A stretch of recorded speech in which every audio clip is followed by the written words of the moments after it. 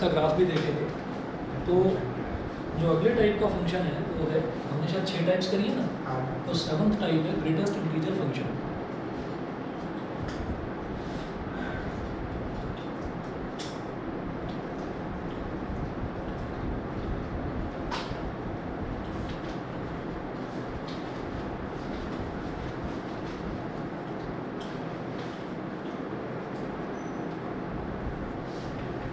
Greatest integer function, इसमें लिखिएगा the function F R to R, the function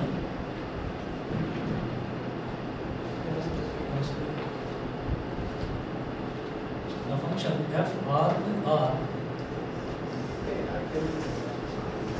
defined by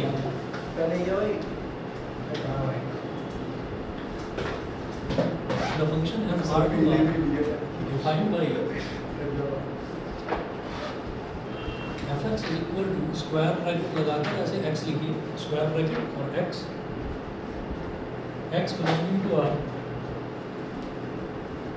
comma x belonging to r assumes the value of the greatest integer, assumes the value of the greatest integer, assumes the value of the greatest integer less than or equal to x, value of the greatest integer less than or equal to less than or equal to x, less than or equal to x। अब इसमें देखिएगा कि यहाँ पर ऐसे हो, ये less than और इक्वल टू एक्स का मतलब क्या है। हम ऐसे लिखेंगे GIF 1, GIF 1.2, GIF 2.7,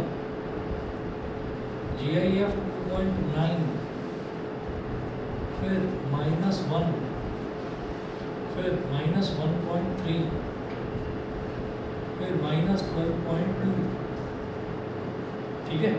और एक और लिख लीजिए, चलिए -10.9, ये लिख लिया हमने।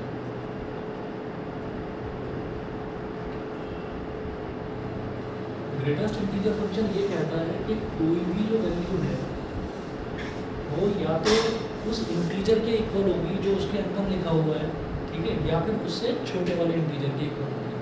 क्या है, assumes the value fx is equal to, ये जो स्क्वायर ब्रैकेट है इसको बोलते हैं GIF, ग्रेटेस्ट इंटीजर फंक्शन। तो fx is equal to GIF of x assumes the value of the greatest integer less than और इक्वल टू x, या तो उससे छोटा या उसके बराबर, लेस देन या छोटा, ठीक है, या इक्वल। अब देखिएगा, जैसे मान लीजिए मैंने यहाँ पर ऐसे एक नंबर लाइन बना ली, ठीक है। अब ये इसके अंदर इंटीजर लिखा हुआ है, तो जब ये 1 है तो 1 तो इंटीजर है ना, तो जब इंटीजर लिखा हुआ है तो उसका रिजल्ट भी इंटीजर ही आएगा। अब क्या लिखा हुआ है 1.2, 1.2 का मतलब अब ये इंटीजर नहीं है, ठीक है। तो मैं अगर नंबर लाइन पर यहाँ पर दिखाऊँ, ये 0 है, ये 1 है, ये 2 है, तो 1.2 यहाँ कहीं लाई करेगा 1.2, तो 1.2 से जब भी इंटीजर आएगा तो रिजल्ट इंटीजर ही आएगा, लेकिन जब इंटीजर नहीं होगा तो उससे छोटा इंटीजर, तो 1.2 से जस्ट छोटा इंटीजर कौन सा, 1 है, ठीक है। तो रिजल्ट क्या आ गया, 1। 2.7 से जस्ट छोटा इंटीजर क्या होगा, 2, ठीक है।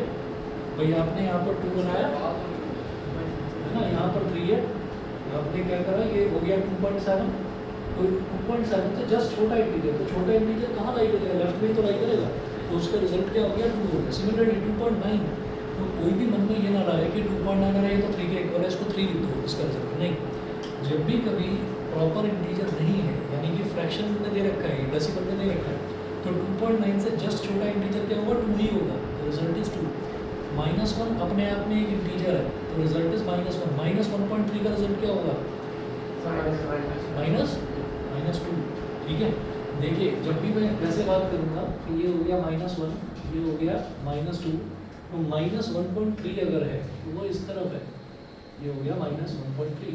तो इससे जस्ट छोटा इंटीजर वो क्या होगा -2 होगा। कई बच्चे ये मिसकंसेप्ट जो है डेवलप कर लेते हैं कि सिर्फ आप डेसिमल से पहले पहले वाली वैल्यू लिख दीजिए तो पॉजिटिव नंबर में तो चलेगी आपकी ये बात चलेगी कि पॉजिटिव नंबर में क्या होगा कि डेसिमल से पहले वाली जो है वैल्यू वही आपका रिजल्ट होगा।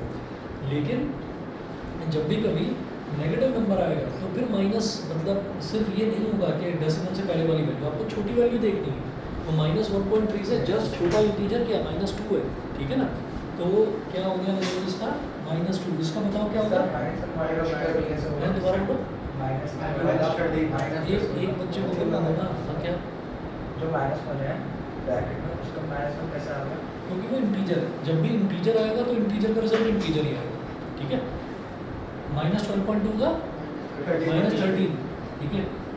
-10.9 का -11, ठीक है। तो ये हमारा ग्रेटेस्ट इंटीजर फंक्शन होता है। हाँ जी, ऑनलाइन वाले सभी बच्चे बता दें, क्लियर है यहाँ तक? Yes sir. ठीक है, चिराग बताओ क्लियर है? चिराग, आयुष्मान, अंशुल? Yes sir. ठीक है, मैं आगे चलता हूँ। अब जैसे ये ग्रेटेस्ट इंटीजर फंक्शन हमने ये डिफाइन कर दिया, अब जरा इसका ग्राफ देखते हैं। तो इसका जो ग्राफ है वो देखेंगे, इधर हमने बनाया y एक्सेस, ये y हो गया, ये y डैश हो गया।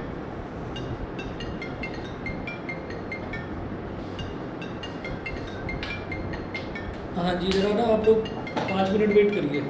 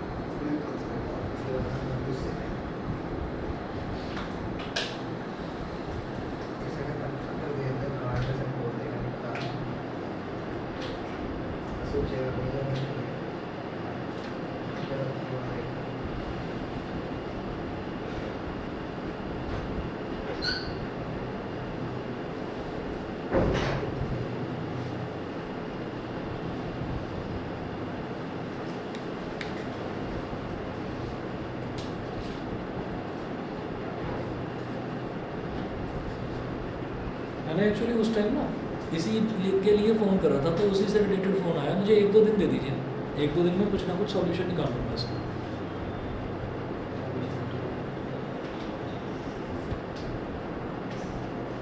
जो आपके पास है वो कार्ड वाला वो नहीं आता समझ में, उसके लिए एक मेंटल लेवल चाहिए समझने के लिए कोई भी चीज़, ठीक है ना। जैसे मान लो मैं सब्जी लेने जाता हूँ, मैं सब्जी वाले को कहने लगूँ तुझे पाइथागोरस थ्योरम नहीं पता, इसकी शैडो की लेंथ निकालिए, तो अगर पागल आ गया है क्या, वो मुझे पागल समझेगा, मैं उसको पागल समझूंगा, और फिर बहस होगी, कुछ फ़ायदा उसका होगा नहीं।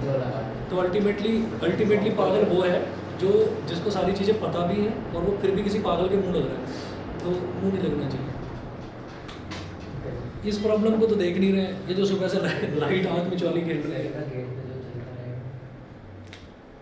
जो बहुत बड़ी बड़ी जो इंडस्ट्रीज़ होती हैं जिसमें लाखों वर्कर्स, मतलब मैं लाखों की बात कर रहा हूँ, जो मतलब शिपयार्ड होते हैं, डॉकयार्ड होते हैं, वहाँ पर जहाँ काम चलता है, तो वहाँ पर तो सिक्योरिटी का रोज ही झगड़ा रहेगा। अगर वहाँ पर इस तरीके से हो तो इनको मतलब इतने ज़्यादा गार्ड्स भी अपॉइंट ना करने पड़े, सिर्फ एक बायोमेट्रिक सिस्टम है, वॉकिंग वाले इधर से निकल जाएंगे, व्हीकल्स वाले इधर से निकल जाएंगे, बस आपका बायोमेट्रिक फिंगर लगेगी। मैंने खुद जिस कंपनी में नौकरी करी है वहाँ पर भी यही होता था, फिंगर लगेगी तभी दरवाज़ा खुलेगा। अगर दरवाज़ा नहीं खुलेगा तो आप वहाँ पर एक बेल बजाएंगे तो गार्ड आएगा। वहाँ पर भी एक माइक लगा हुआ है इस तरफ, एक माइक उस तरफ लगा हुआ है, तो आप बस अपनी बात बताओगे, अगर वो खोलना चाहेगा तो खोलेगा, नहीं तो नहीं खोलेगा। तो सिंपल सी चीज़ है कि जो रेगुलर विजिटर्स हैं उनकी फिंगर स्कैन करो ना, कोई कार्ड वगैरह का भी झंझट नहीं है, कुछ नहीं है, पता नहीं क्या है। सर यहाँ किडनैपिंग केसेस बढ़ रहे हैं सर, नहीं क्या है? वो भी वो है, चलो ठीक है, पर इतना होना काम चाहिए वाले ना, किडनैप हो रही वो है। किडनैप क्यों हो रही है, या कोई भी जो प्रॉब्लम है वो क्यों हो रही है। एंट्री पर तो आपने चेक लगा दिया, एग्जिट पर तो लगाया नहीं, एग्जिट पर तो कोई लगाया नहीं, कोई आया है ना, वो जैसे तैसे घूम फिर कर कहीं से कूद फांद कर अंदर आ गया, निकलते टाइम तो वो आराम से जा रहा है, पूरी बड़ी गाड़ी भर कर ले जाए, वो सामान भर कर ले जाए, क्या फ़र्क पड़ रहा है। एग्जिट पर कोई हो ही नहीं है। तो एंट्री मेरे हिसाब से एंट्री एग्जिट दोनों गेट स्मार्ट गेट्स होने चाहिए, फिंगर लगाओ खुलेगा, फिंगर लगाओ हाँ, खुल सर, जाएगा, बिना उसके खुलेगा ही नहीं। और अगर खुलवाना है तो फिर आप स्पेशली फ़ोन करें, फिर आपको गेट पास मिलेगा, तो वो है ही नहीं। और 4 गार्ड की जगह 1 गार्ड से काम हो जाना है ना, और वो भी हट्टा कट्टा गार्ड नहीं चाहिए, आराम से पतला दुबला भी चलेगा। तो पता नहीं क्या करते हैं, समझ में नहीं आती। और ये ऐसा नहीं है कि मैं ही एक समझदार हूँ, बहुत सारे लोग हैं जिन्होंने ये सजेशन दे रखा है, तो अच्छा सजेशन है, मानने को तैयार।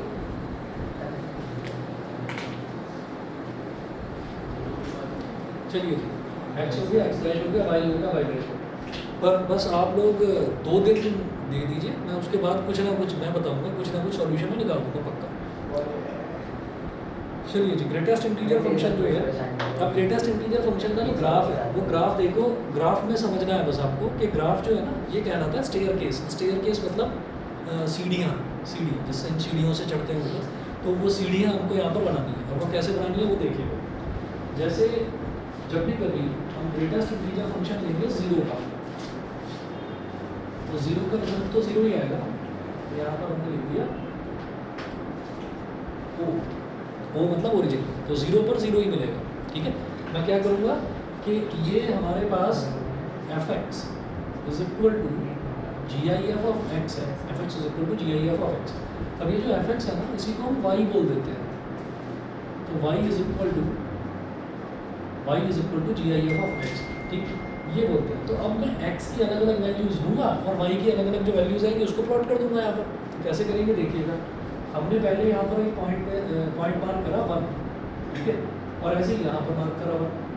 अब देखिएगा कि मैं यहाँ पर कुछ भी ले लूँ, 0.1, 0.2, 0.3, ऐसे कुछ भी वैल्यूज़ में लेता चला जाऊँ, सबका रिजल्ट 0 ही आएगा भाई, सबका रिजल्ट 0 ही आएगा। GIF में हम क्या करेंगे, हम 0.1, 0.2, 0.3 कुछ भी लेते चले जाएं, रिजल्ट तो 0 ही आएगा, नहीं समझे, क्लियर है। तो रिजल्ट आएगा 0। इसका मतलब क्या है कि 0 से लेकर 1 तक कुछ भी आप वैल्यू ले, आपका रिजल्ट 0 ही आएगा। तो इस पर यहाँ पर ऐसे एक स्ट्रेट लाइन ड्रॉ करेंगे, और स्ट्रेट लाइन ड्रॉ करने के बाद में बस ये स्ट्रेट लाइन ड्रॉ करे रखेंगे, और फिर मैं बात करूँगा 1 से 2 के बीच में। तो 1 से 2 के बीच में कोई भी वैल्यू हो, रिजल्ट क्या आएगा, 1 ही आएगा। 1.1, 1.2, 1.3, 1.4, y की वैल्यू क्या आएगी, मतलब रिजल्ट क्या आएगा, रिजल्ट 1 ही आने वाला है। तो 1 पर भी 1, 1.1 पर भी 1, मतलब ये 1 ही आता रहेगा, लेकिन 2 नहीं आएगा कैसे भी करके। 1 और 2 के बीच में 2 नहीं आएगा। 2 वैल्यू कब होगी, जब ये 2 होगा ना, तभी रिजल्ट आपका 2 मिलेगा।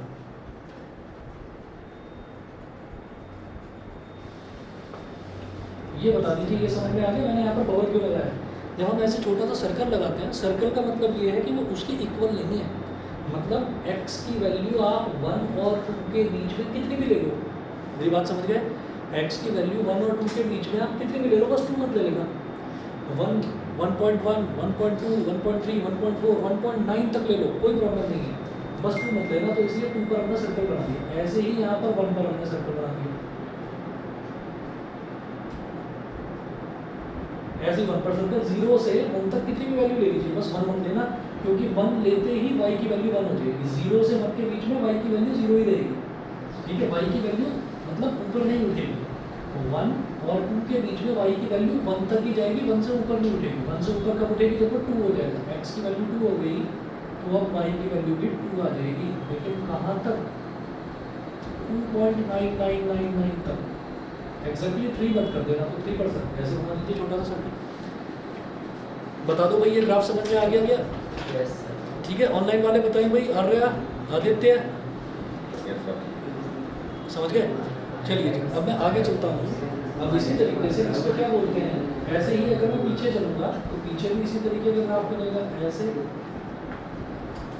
-1 -2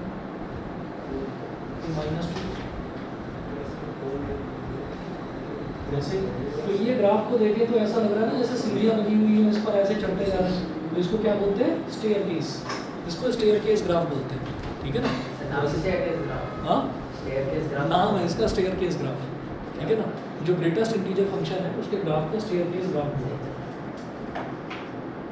स्टेयर केस ग्राफ ये होता है। अभी तो नहीं, 12th क्लास में भी नहीं, आप ग्रेजुएशन में पढ़ेंगे। ग्रेजुएशन में कुछ ग्राफ्स ऐसे होते हैं जो ऐसे बनते हैं,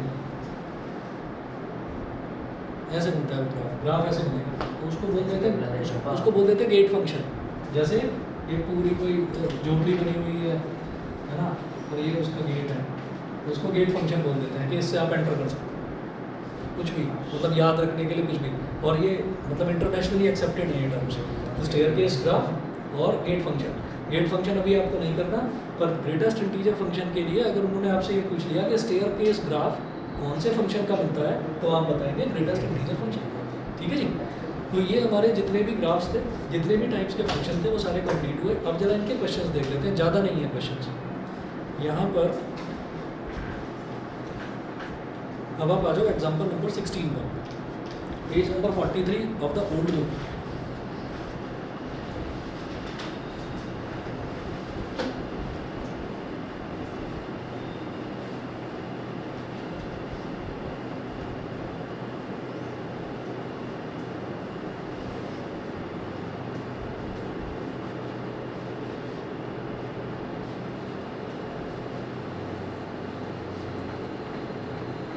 Example 16, let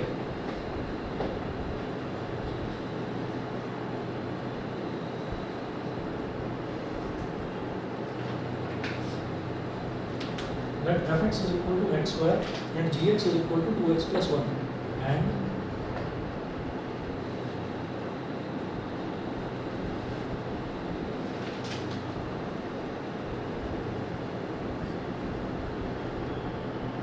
let fx is equal to x square and gx is equal to 2x plus 1 be two real functions.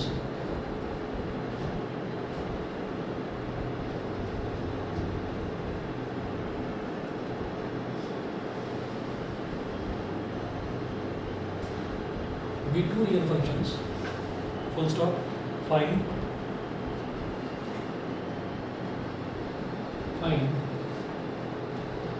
यहाँ पर ऐसे है कि f plus g ब्रैकेट में, और इधर ब्रैकेट में एक x है, f plus g x comma f minus g x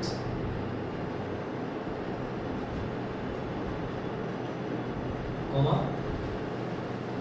f g x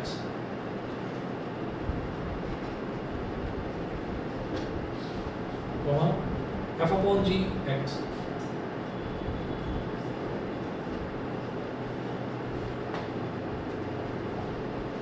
तो ये वाला जो एग्जांपल है ये सिर्फ ये समझाने के लिए है कि f प्लस जी एक्स का मतलब क्या है कि दो जो फंक्शंस हैं एफ एक्स और जी एक्स, ये सीधे सीधे जैसे नॉर्मली दो नंबर एडअप होते हैं, ऐसे ही ये दो फंक्शंस भी एडअप हो जाएंगे।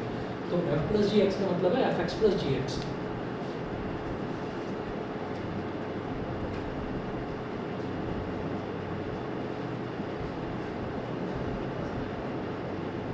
एफ एक्स प्लस जी एक्स, एफ एक्स क्या है एक्स स्क्वायर प्लस जी एक्स क्या है 2x plus 1, x square plus 2x plus 1 हो गया सीधा। इसी तरीके से f minus ji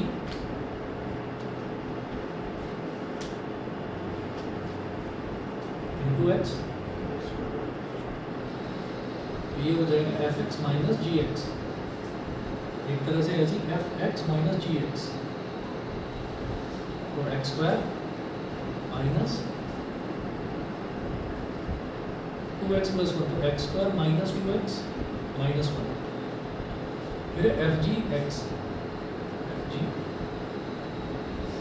into x is equal to f x into g x. अब एफ एक्स क्या है? एफ एक्स है x square multiplied by g x क्या है? 2x plus one. एक्सपेंड करेंगे x square into 2x is 2x cube और x square into one is x square, 2x cube plus x square, फिर है f upon g into x.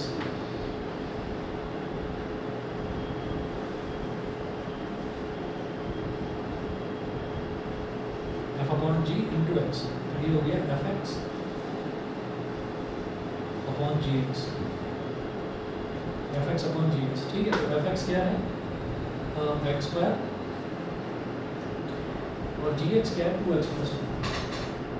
तो ये example सिर्फ ये समझाने के लिए था कि दो फंक्शंस को ऐड करो, सब्ट्रैक्ट करो और या फिर आप मल्टीप्लाई करो या डिवाइड करो, वो बिल्कुल नॉर्मल नंबर्स की तरह ही बिहेव करते हैं। ठीक है ना, तो ये एग्जांपल सिर्फ इसमें इतना ही बताना था और कुछ नहीं था इसमें। आगे चलते हैं, एग्जाम्पल नंबर 17 देखते हैं। एग्जाम्पल नंबर 17 भी ऐसे ही है। ठीक है, तो एग्जाम्पल नंबर 17 में छोड़ रहा हूँ, अपने आप कर लीजिए। इसमें भी f x is equal to दे रखा है रूट एक्स और जी एक्स दे रखा है एक्स, और फिर वो बोल रहे हैं कि आप एफ प्लस जी एक्स निकालो, एफ माइनस जी एक्स निकालो, एफ जी इंटू एक्स निकालो और एफ वन जी इंटू एक्स निकालो। ये तो इसलिए एग्जाम्पल 17 बिल्कुल इसी के जैसा है, simple add subtract multiply divide, यही करो। हाँ जी, एक्सरसाइज 2.3 पर आइए।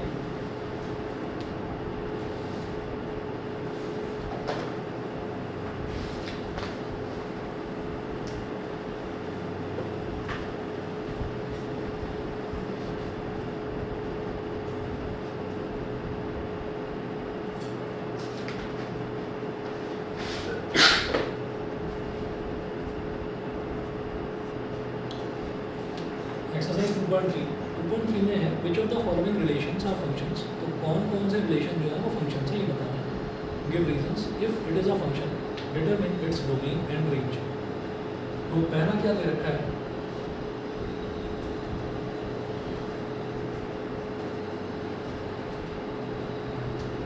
Two comma one, 5 comma one,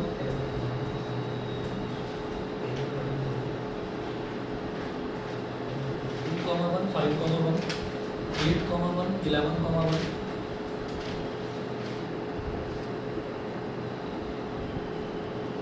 फिर 14 कॉमा 1, 17 कॉमा 1, 14 कॉमा 1, 17 कॉमा 1। तो मैं ये पहला वाला क्वेश्चन ये एरो डायग्राम से बता रहा हूँ, उसके बाद एक सिंपल सा लॉजिक है कि आपको बस ये देखना होगा कि ये जो एक्स वाला टर्म है ये कहीं पर रिपीट तो नहीं हो रहा। अगर एक्स वाला टर्म कहीं पर भी रिपीट होता हुआ दिखाई दे, एक से ज़्यादा बार अगर आ जाए, ठीक, तो आप सीधा सीधा ये कह देंगे कि ये फंक्शन नहीं है। ठीक है, रिलेशन कैसे है वो तो इन्होंने दे रखा है, रिलेशन तो ये है। तो हमने क्या करा, एरो डायग्राम से कैसे करेंगे, एक साइड इधर बना लेंगे, तो उसमें एक्स की जितनी भी वैल्यूज है वो लिख लेंगे। तो एक्स की कौन कौन सी वैल्यू? 2, 5, 8, 11, 14, 17। तो 2, 5, 8, 11, 14 और 17, ये वैल्यूज हमने यहाँ लिखी। ऐसे y की वैल्यू दूसरे बॉक्स में आप ऐसे लिख लीजिए 1, 1, 1, सब में 1 ही है, 1 ही है, बस एक ही है। ठीक, तो उसको जो भी एलिमेंट है उसको 2 बार नहीं लिखते हैं पहले, तो सेट में एक ही बार लिखते हैं। तो सब में लास्ट में जो सेकंड वाला एलिमेंट है 1 है, तो 2, 1, 5, 1, 8, 1, 11, 1, 14, 1, 17, 1। बस ये बताइए इनमें से किसी भी एलिमेंट की एक से ज़्यादा इमेज तो नहीं है, एक ही इमेज है ना, सिंगल इमेज है।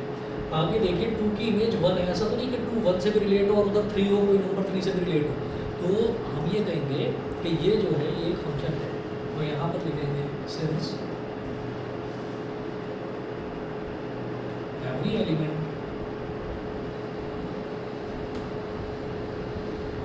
of the domain, since every element of the domain has one and only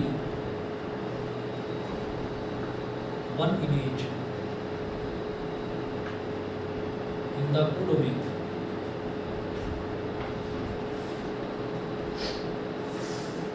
every element of the domain has one and only one image in the codomain, so it is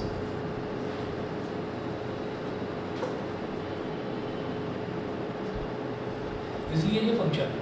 ठीक है, अब इसमें एक चीज़ देखिए, shortcut देखिए, हर एक में मान लो एक नंबर का क्वेश्चन है या दो पार्ट दे रखे हैं, तो आधे आधे नंबर का एक हो गया, उसमें ये भी बनाओगे, टाइम वेस्ट करोगे। तो आपको क्या करना है कि आप बस ये देखिए कि ये जो x वाला एलिमेंट है ये रिपीट तो नहीं हो रहा। देखो y वाले तो सारे हो रहे हैं, एक के बाद सारे रिपीट हो रहे हैं, y तो सब में वन ही है ना। x वाला कोई एलिमेंट रिपीट तो नहीं हो रहा। अगर x वाला कोई एलिमेंट रिपीट हो रहा होगा तो बस उसको उठा लीजिए और उसके बेस पर ही एक्सप्लेन कर दीजिए। ठीक है ना। तो हमें क्या करना है, x का कोई भी एलिमेंट रिपीट नहीं हो रहा है। देखो 2 यहाँ पर आया, दोबारा 2 आ रहा है कहीं x वाली प्लेस पर, नहीं है ना। 5 है, x वाली प्लेस पर कहीं पर दोबारा 5 है, नहीं है। तो हम ये कहेंगे कि ये फंक्शन है। सेकंड देखते हैं, सेकंड से ये क्लियर हो जाएगा, ये बनाकर भी दिखाना फिर आपको। तो सेकंड वाला देखिएगा, सेकंड वाले में है 2142, हाँ अभी देखो 21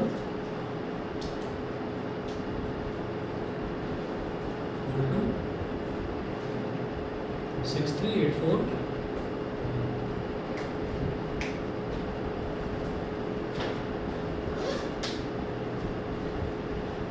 6384 105 126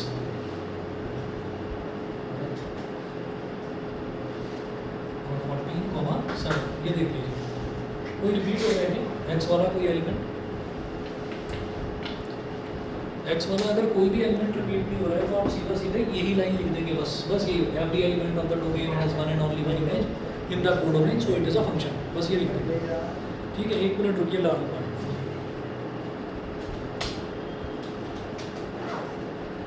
7:10 हो रहे हैं, तो मैं 5:15 बजे निकलना है, घर से फोन आया। ठीक है ना, 5:15 बजे निकलना है, 5 मिनट बाद निकलना है।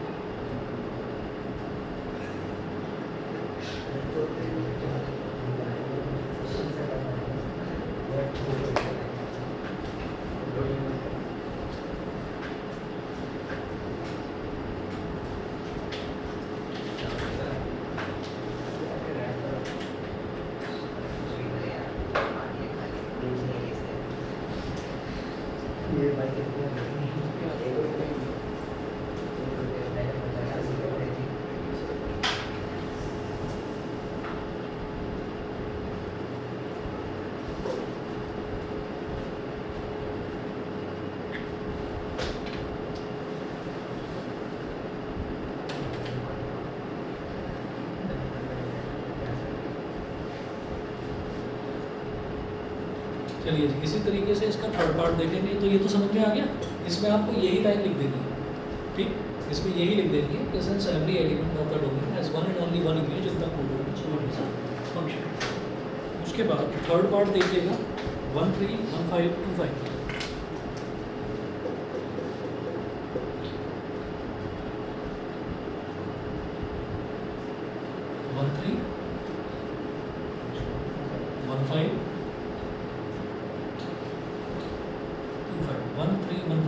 हाँ, ये 1 जो है ये 2 बार रिपीट हो रहा है, तो इसके लिए फिर एक लाइन लिखनी होगी आपको कि since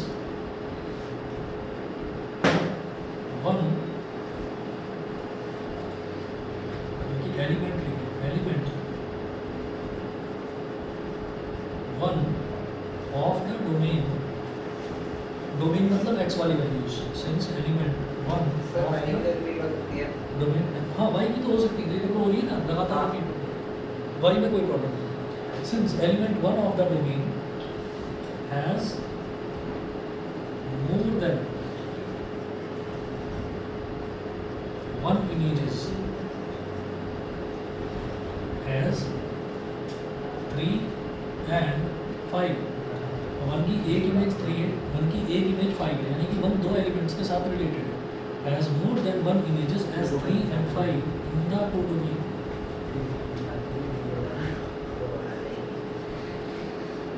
So it is not a function. ये एक फंक्शन नहीं है. It is not a function. Clear है जी? ठीक.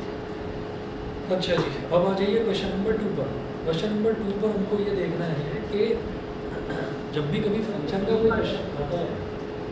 हाँ जी, कुछ पूछ रहे हैं क्या? तीन ही पार्ट है. नहीं, ये तो इसके तो 3 पार्ट्स थे. क्वेश्चन नंबर 1 के तो 3 पार्ट्स थे. उसके बाद क्वेश्चन नंबर 2 करवा रहा हूँ. क्वेश्चन नंबर 2 के 2 पार्ट्स हैं. ओके.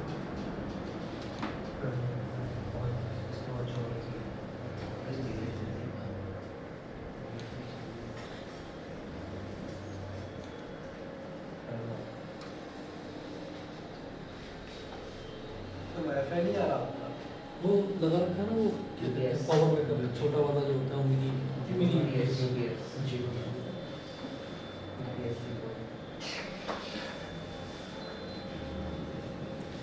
क्वेश्चन नंबर 2 है, find the domain and range of the following real functions.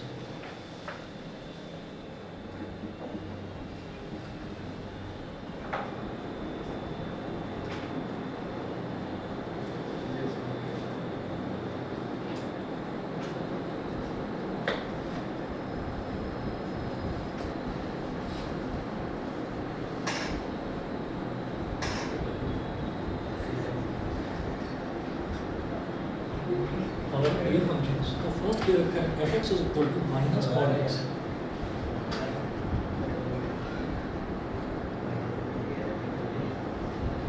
Minus mod x ये दे रखा है.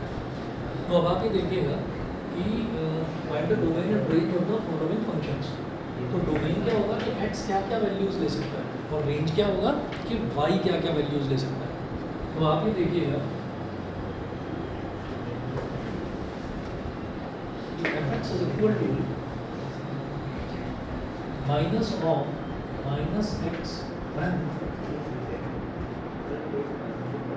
x is less than 0. है समझे भाई? माइनस तो बाहर गई, और mod x को क्या बोलते हैं, जब x 0 से छोटा होता है तो mod x की जगह मैं माइनस एक्स लिखता हूँ. ठीक है, ये mod x की डेफिनेशन है. ये माइनस तो बाहर गई, ठीक है, और x ये तो बाहर वाला माइनस है, और mod x को x लिखेंगे x is greater than equal to 0. तो f(x) is equal to minus minus plus का x, x is less than 0, और माइनस का x and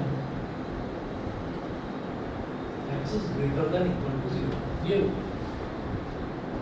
अब कुछ वैल्यूज ले लीजिए और फिर उससे समझिएगा आपको करना क्या है यहाँ पर. आप ये देखिएगा कि अगर मैं x की वैल्यू 0 से छोटी लेता हूँ, ठीक है, if x is equal to -1, तो f -1 मतलब x की वैल्यू अगर -1 है तो x की जगह -1 डालोगे, तो f -1 will be equal to -1 क्या है, 0 से छोटा इस कैटेगरी में. तो उस रिजल्ट में, उस केस में रिजल्ट क्या आ जाएगा, -1 ही आ रहा है भाई. f(x) is equal to x ही आ रहा है जब x less than 0 है. तो जब x less than 0 है तो क्या है, -1 है. -1 है तो रिजल्ट भी -1 ही आ रहा है. समझ गए? ऐसे ही अगर मैं ये कहूँ कि x is equal to -2 है तो रिजल्ट भी -2 ही आ रहा है. फिर बड़ी वैल्यू ले लो, x is equal to 0 ले लो. चलो तो f(0) is equal to क्या आएगा, -0. ये -0 नाम की कोई चीज़ नहीं होती, 0 होता है. ये 0 हो गया, ठीक है, और x is equal to 1 है तो f(1) is equal to 1 हो गया, -1 हो जाएगा. ठीक है, तुम चले जाओगे, लेट हो जाओगे. क्लासिक को जाने को नहीं बोला था. और जो मैं इसकी रिकॉर्डिंग भेज दूँगा, रिकॉर्डिंग डेली शेयर करता हूँ, भेज दूँगा, उसको पढ़ा. हाँ जी, आप ये देखो जब x 0 से बड़ा है तो मैंने 0 से बड़ी वैल्यू ले ली, x की वैल्यू 1 ले ली. ठीक है, जब x की वैल्यू मैंने 1 ले ली तो फिर आउटपुट क्या मिलेगा, -1. 1 है तो -1. ठीक है ना, इस डेफिनेशन के हिसाब से ऐसा होगा. समझ गए? ठीक है, और x is equal to 2 है F2 क्या हो जाएगा माइनस। तो देखिएगा ऐसे में हमें क्या दिखाई दे रहा है, चलिए विचार बारी खड़ा है कहीं अच्छी बात है। ये अच्छा ये वाली चीज जो है उधर नहीं हो रही है STUV में, ये देखो वाह। सर उन 4 को आउट करेगा, लाइट जाएगा। अब यहाँ पर अभी हम क्लास क्यों ले पा रहे हैं, क्योंकि लाइट गई तो लैपटॉप भी बैटरी पर है, ये स्पीकर भी बैटरी पर है, कैमरा भी बैटरी पर है और वाईफाई भी, सब बैटरी बैकअप सब में है, इस वजह से चल रहा है। इनमें नहीं है बस। लाइट का बंदा हाँ। पहले चलिए, यार हम क्या देख रहे हैं कि जो x की वैल्यूज है, x की वैल्यूज अगर मैं नेगेटिव ले रहा हूँ तो भी रिजल्ट नेगेटिव, x की वैल्यू पॉजिटिव ले रहा हूँ तो भी रिजल्ट नेगेटिव। तो जो डोमेन है वो डोमेन क्या है, x की तो हम सारी वैल्यू लेंगे ना, तो डोमेन क्या होगा भाई, x पर कोई रोक टोक थोड़ी है कि हम कोई वैल्यू नहीं ले सकते x की, हम तो सारी वैल्यू ले सकते हैं। तो डोमेन क्या हो गया, कैपिटल आर का मतलब क्या हो गया, ऑल रियल नंबर्स। तो डोमेन तो कैपिटल आर हो गया। अब रेंज की बात करते हैं, तो रेंज क्या हो जाएगा, आर की पावर में माइनस लिख दो बस। क्या बताओ कॉम्प्लेक्स नंबर क्या होगा, वो जो रियल नंबर नहीं है ना वो कॉम्प्लेक्स होते हैं, इमेजिनरी। इमेजिनरी और रियल दोनों होते हैं ना कॉम्प्लेक्स। ना नहीं मैं बता रहा हूँ क्या है कि जो कॉम्प्लेक्स नंबर है, कॉम्प्लेक्स नंबर में रियल और इमेजिनरी दोनों का मिक्सचर भी आ सकता है ना, और सिर्फ प्योरली इमेजिनरी नंबर भी आ सकता है, ठीक है ना। लेकिन रियल में सिर्फ रियल ही आएगा, वो करेंगे कॉम्प्लेक्स नंबर वाले चैप्टर में। ये आर माइनस का मतलब समझ गए, आर माइनस का मतलब क्या है कि और नेगेटिव रियल नंबर्स। तो हमको आउटपुट में क्या मिल रहा है, हमको आउटपुट में F जो है, ये जो ये जो हम निकाल रहे हैं ना fx है, ये सारी वैल्यूज fx को तो y बोलते हैं और y को ही क्या बोलते हैं, रेंज बोलते हैं। तो रेंज में मुझे सारे नेगेटिव नंबर करने हैं, जीरो को छोड़कर। सर हम सारे नेगेटिव जीरो का आईडी लगाओ। कोई बात नहीं ना भाई, जीरो को आप कभी नेगेटिव में भी ले सकते हो, पॉजिटिव में भी ले सकते हो, कोई बात नहीं। जीरो है माइनस जीरो करोगे तो भी वही रहना है, प्लस ये अगर नेगेटिव नंबर जितने -1 से करेगा। हाँ तो -1 से करेंगे। देखिए जीरो पर भी रिजल्ट जीरो ही आ रहा है, तो अगर मैं उसको ऑल नेगेटिव रियल नंबर्स में भी डालूँ तो भी चलेगा, कोई बात नहीं। जीरो एक आइडेंटिटी है। जब मॉडरेट लग जाता है तो हमेशा पॉजिटिव ही आता है। अच्छा, अब अगर उस तरीके से करें तो भी रिजल्ट यही आएगा। हमेशा देखिए मॉड जो है, मॉड का रिजल्ट इज ऑलवेज पॉजिटिव और उसके आगे हमने नेगेटिव लगा दिया, इसका मतलब यहाँ इस क्वेश्चन में जो रिजल्ट है that is always negative, result is always negative. जो रिजल्ट है वही एफएक्स होता है, वही वाई होता है, समझ गए? ठीक है। अब आप ये कहोगे तो फिर इतनी लंबी कहानी क्यों करी, वो इस वजह से करी है क्योंकि हमें और कई क्वेश्चंस में इस डेफिनेशन की जरूरत पड़ती है, तो आप इस डेफिनेशन के हिसाब से चलें, कहीं भी गलती नहीं है, ठीक है। हाँ जी, ऑनलाइन वाले बता दें, क्लियर है यहाँ तक? Yes sir. ठीक है, यस सर। चलिए इसका सेकंड पार्ट देखेंगे, सेकंड पार्ट भी अच्छा है।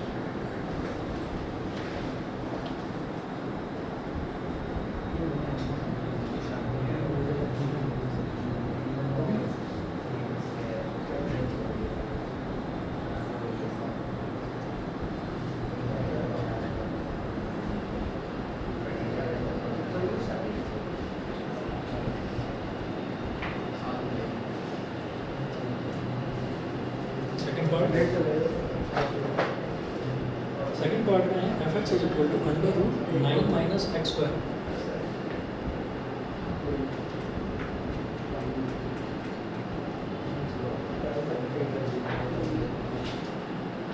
Under root 9 minus x square.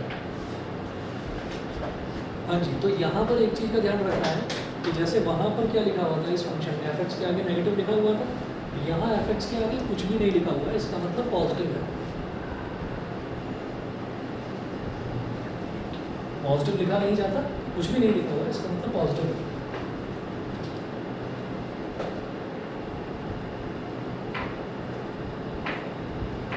अब जरा ये देखिएगा, और fx और y to be real बोला है ना उन्होंने, और fx और y to be real 9 minus x square must be greater than equal to 0। ये समझ गए? ठीक है, अंडर रूट के अंदर वाला टर्म वो 0 हो या 0 से बड़ा हो, ठीक है, वो होना चाहिए। तो 9 minus x square must be greater then और इक्वल टू 0। तो मतलब ये जो अंदर वाला टर्म है ये या तो 0 हो या 0 से बड़ा हो। अगर ये 0 से छोटा हो गया, नेगेटिव हो गया, तो वो फिर एक्सेप्ट नहीं करा जा सकता, क्योंकि नेगेटिव होते ही under root of negative number क्या होता है? इमेजिनरी नंबर बन जाता है, कॉम्प्लेक्स नंबर बन जाता है। ठीक है, तो minus x square is greater than equal to -9 minus x square is greater than equal to -9। तो अब आप ये देखिएगा, minus x square is greater than equal to -9 हो गया। नेगेटिव से नेगेटिव मत काट देना, इनइक्वालिटी है। टाइम चेंज होएगा ना, बस वही मैं कह रहा हूँ, नेगेटिव से नेगेटिव मत काट देना। तो माइनस एक्स स्क्वायर है, ये क्या हो जाएगा? एक्स स्क्वायर, इसका sign change greater than equal to है, इसका sign change less than equal to, -9 का साइन चेंज ये 9। हाँ जी, इसको क्या कहेंगे? जब भी कभी हमारे पास ये आता है ना कि x square is less than equal to कोई भी परफेक्ट स्क्वायर अगर है, तो इसका रिजल्ट ये होता है कि x is greater than equal to -3 and less than equal to +3। ठीक है भाई, ये परफेक्ट स्क्वायर है, ये 3 है, ये 9 है ना, 9 को 3 का स्क्वायर लिखो। तो यहाँ पर x जो है वो -3 और 3 के बीच में लाई करेगा। कैसे करेगा? अब जरा सुन भी लीजिए कि ऐसा क्यों है। भाई x का स्क्वायर है वो 9 से छोटा होना चाहिए, तो कौन कौन सी वैल्यूज़ हैं जो 9 से छोटी होंगी? कौन कौन से परफेक्ट स्क्वायर्स हैं? 0 का स्क्वायर 9 से छोटा, 1 का स्क्वायर 9 से छोटा, 2 का स्क्वायर 9 से छोटा, 3 का स्क्वायर 9 के इक्वल, तो इक्वालिटी साइन लगा हुआ है। ठीक है, 3 से ऊपर होते ही, ठीक है, 3 से ऊपर होते ही मामला गड़बड़ हो जाएगा, या -3 से छोटा होते ही, -3.1 भी हो गया है ना, तो वो जो उसका स्क्वायर होगा वो 9 से बड़ा हो जाएगा। मेरी बात समझ में आ गई? ठीक है, तो रिजल्ट हमेशा याद रखिएगा, जब भी कभी x square is less than equal to a square होता है, यहाँ पर स्टार बनाकर लिख रहा हूँ, रिमेंबर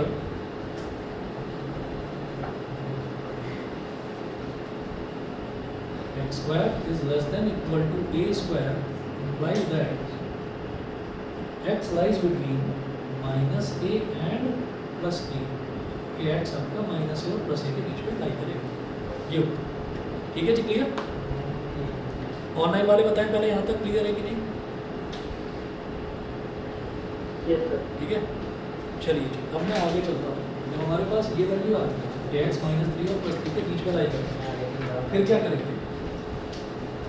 वो तो डोमेन और रेंज पूछ रहे थे ना, तो फिर डोमेन तो क्या होता है? x की वैल्यू, तो डोमेन क्या हो गया?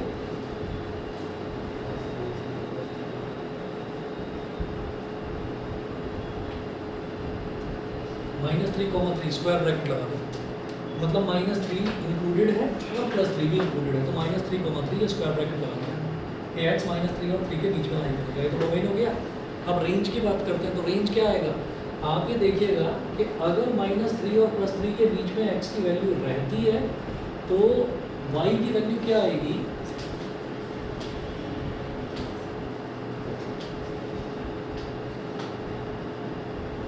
जीरो, 3 के बीच में, बस। नेगेटिव तो नहीं आ सकती, किसी के मन में आ रहा होगा कि स्क्वायर रूट है, स्क्वायर रूट है, नेगेटिव आएगा। अगर होता ना, तो याद रखिएगा रिलेशन और फंक्शन में प्लस और माइनस स्पेशली मेंशन करेंगे वो। तो माइनस अगर होता तो माइनस यहाँ मेंशन करते, यहाँ कुछ मेंशन नहीं करा होगा, दैट मीन्स प्लस है। ठीक है, तो ये नहीं कहेंगे कि नहीं इसका स्क्वायर रूट है, प्लस भी देगा मेरे को आउटपुट में और माइनस भी देगा। ठीक, तो क्योंकि वहाँ कुछ मेंशन नहीं है, यानी कि प्लस है सिर्फ, तो मैं माइनस वाला नहीं ले सकता अपनी तरफ से। ठीक है, माइनस होगा तो वो स्पेशली मेंशन करेंगे ऐसा। बताइए जी, क्लियर है सभी को कि रेंज 0 से 3 कैसे होगी? आप वैल्यू डालो ना, यहाँ पर कोई भी वैल्यू डालो, -3 डाल दीजिए, तो -3 का स्क्वायर करा, -3 का स्क्वायर हो गया 9, 9 - 9 इज 0, 0 का अंडर रूट इज 0। ठीक है, -3 से बड़ी वैल्यू पर आ जाइए, -2 पर आ जाओ, -2 का स्क्वायर इज 4। ठीक है, 9 - 4 करा 5 आया, तो अंडर रूट 5 इसी के बीच में लाई करेगा। अंडर रूट 5 कितना होता है?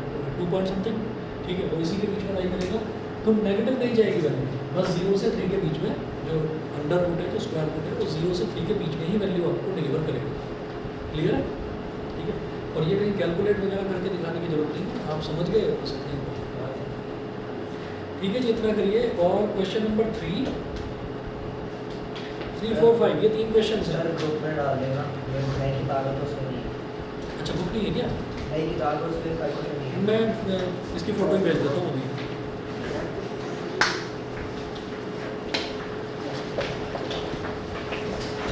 Thank you sir. ओके जी, ओके।